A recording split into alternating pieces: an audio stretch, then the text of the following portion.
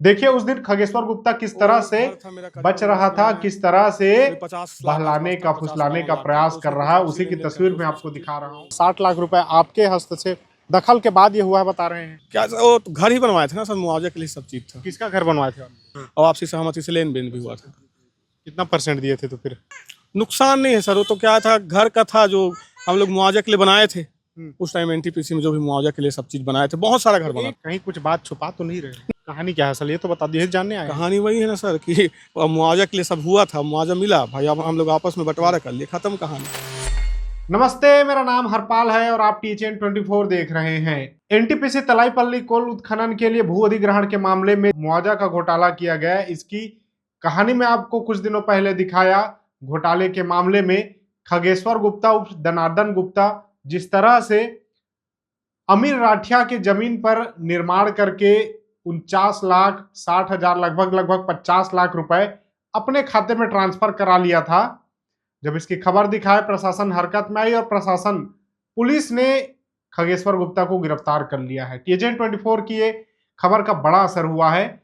खगेश्वर गुप्ता से जब मैं उस दिन बात कर रहा था, इंटरव्यू किया, तब देखिए किस तरह से वो सातिराने तरीके से बचने का प्रयास कर रहा है। लेकिन रायगढ़ पुलिस ने जब जांच की, रायगढ़ पुलिस जब मामले की गहराई तक पहुंची, उसके बाद खगेश्वर गुप्ता और उसके एक अन्य साथी मामला दर्ज कर लिया गया है और खगेश्वर गुप्ता गिरफ्तार है। जबकि उसका एक अन्य साथी जो है, नाम बता दे रहा हूं, प्रदीप गुप्ता फरार है और खगेश्वर गुप्ता को जेल भेज दिया गया है। मामला क्या था ब्रीफ में बता दूं आपको।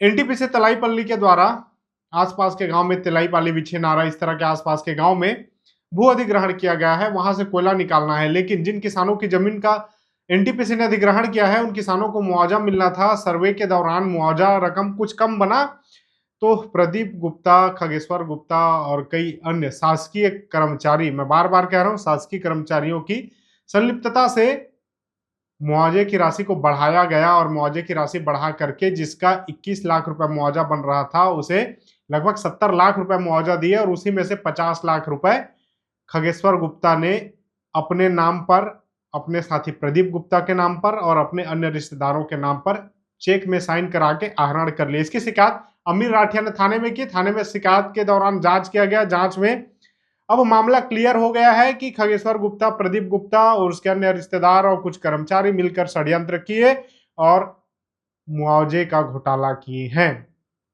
फिलहाल रायगढ़ पुलिस ने खगेश्वर गुप्ता को गिरफ्तार कर लिया है, जिसके अन्य साथी फरार है और इस मामले में रायगढ़ पुलिस तस्दीक कर रही है, गहराई से जांच कर रही है कि और क्या कुछ एंगल सामने आ सकते हैं। देखिए उस दिन खगेश्वर गुप्ता किस तरह से बच रहा था, किस तरह से बहलाने का फुसलाने का प्रयास कर रहा है, उसी की तस्वीर मैं आपको दिखा रहा हूं। ये देख लीजिए, कुछ दिन पहले का इंटरव्यू हो, जब खगेश्वर गुप्ता से हमने उसका पक्ष जानने के लिए इंटरव्यू किया, तब वो क्या कह रहा है, सुनिए।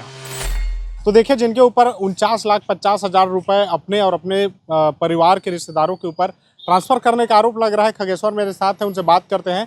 गुप्ता जी, क्या है पूरा मामला, बता दीजिए। मामला ये है सर कि हम लोग घर बनाए थे, आपसी लेन देन हुआ था, उसमें घर वर बनाए थे सहमति से, और उस बेस में मैं लेन देन किया था। घर का वो पैसा वैसा मैं लिया हूँ, आपसी बनाए थे जो घर का। उसका कहाँ पर बनाए थे 50 लाख? वो अपने घर के पीछे साइड, मेरे घर के पीछे साइड जो बाड़ी वाड़ी है उसमें बनाया था मैं।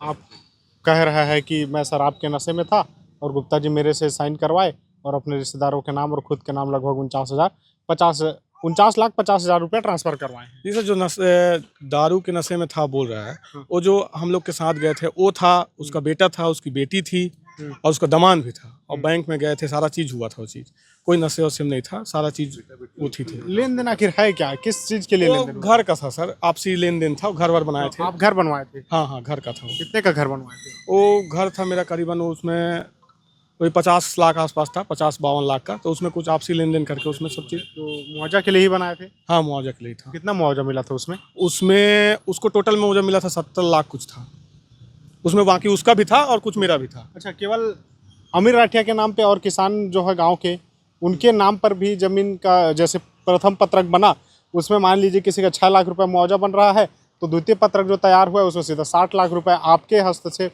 दखल के बाद ये हुआ है, बता रहे हैं। नहीं सर, वो तो क्या है ना, वो तो और बाकी लोग का तो मेरे को नहीं पता, और किसका मेरे को आइडिया नहीं है। बाकी मेरा जो था वो चीज़ मैं करवाया था। बाकी लोग का किसका घर बनवाए थे आप? क्या वो तो घर ही बनवाए थे ना सर, मुआवजे के लिए सब चीज़ था। किसका घर बनवाए थे आप? किसका घर मतलब? और किस किस आदमी का घर बनवाए थे नहीं, आप? मैं किसी में और नहीं बनवाया था। क्योंकि और किसी- गांव में कई लोगों के ऊपर आप घर बनाए ऐसा कह रहे हैं। नहीं, उसका तो आइडिया नहीं है सर मेरे को, क्या है क्या नहीं है। बाकी इसके में था, आपसी सहमति से बनाए थे सब चीज़, और आपसी सहमति से लेन देन भी हुआ था। कितना परसेंट दिए थे तो फिर अमीर राठिया को कितना दिए थे? उसको सर हम लोग आपस में जो दिए थे उसको मैं दे चुका था। कितना दिए थे थोड़ा बता दीजिए। वो तो उसको पूछ लेना सर, जो भी दिया था मैं दिया था, क्योंकि मैं जो बोलूंगा अभी वो गलत होगा, क्योंकि मैं अपने हिसाब से बोलूंगा तो वो तो बोलेगा नहीं दिया है करके।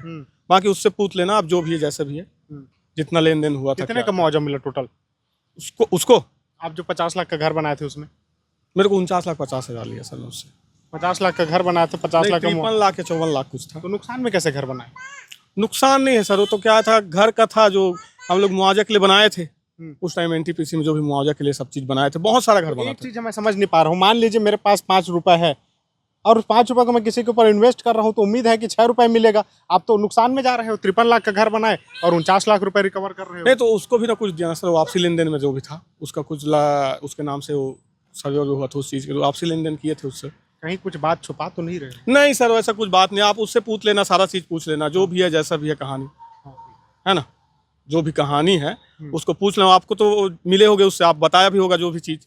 बाकी जो भी परसेंट के लिए काम किए थे मतलब आप? पर्सन नहीं, वो घर ही था मेरा, और पर्सन नहीं मतलब जैसे कि उसके नाम से मैं करवाया था जो भी घर हम लोग मिल के बनाए थे, जो उसको मैं कुछ दिया और कुछ जो भी घर मेरा। कहाँ बनवाए थे आप?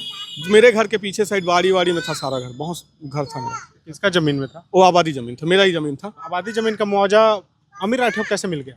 वो सर क्या है ना कि आबादी जमीन का आप किसी का भी करवा सकते हो, आपसी सहमति होना चाहिए वो चीज़। कौन सहमति दिया था? कौन कौन लोग सहमति दिए थे? वो अमीर के साथ मेरा आपसी बातचीत हुआ था वो चीज़। तो नहीं तो एनटीपीसी कोई अधिकारी आया नहीं, होगा? अधिकारी लोग सहमति नहीं दिए हैं सर, वो तो अधिकारी लोग को पता भी नहीं है कहानी क्या है। वो जब जिस घर को आप बताओगे उसको तो सर्वे करेंगे वो लोग।